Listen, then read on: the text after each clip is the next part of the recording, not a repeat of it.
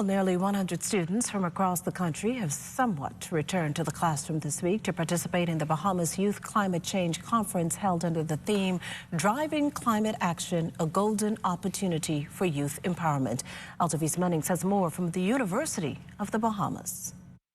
I have to try to make an impact on the world. It doesn't have to be big. It can be the smallest impact, but yet still something. And also I would like to learn more about climate change and how we can solve it. Because especially I'm going to work in the aviation department when I get older.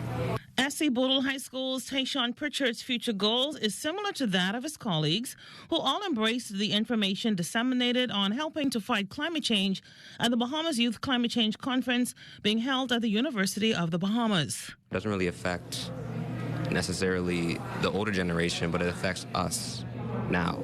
And so that's why it's important for us. I get to learn more in depth about climate change because it's a rising problem that will only keep getting worse if we do nothing about it.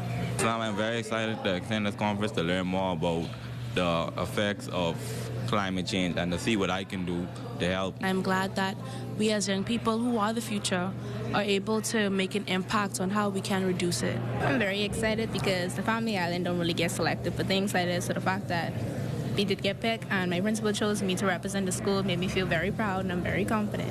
I think now the word is spreading on the importance and the negative effects of climate change and global warming, especially for our country, our low-lying country.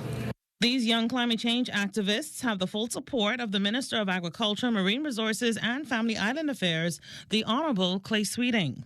It's important that we educate our youth, and to be here to this conference to see how excited they are to speak about climate change and about how it affects not just where we are because we're in small island development state, but also how it involves agriculture and how we can work together to combat climate change in different ways. The Prime Minister's Special Climate Change Advisor, Rochelle Newbold, feels taking a proactive approach in addressing the climate change impact requires a global effort.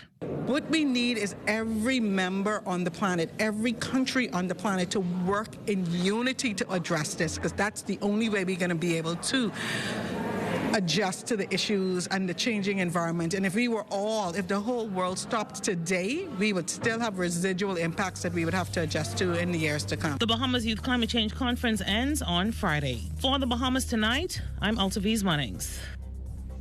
As we head to the break, we'd like to thank all our viewers watching us live on our social media platforms. And just in case you missed the news, be sure to head there to catch up.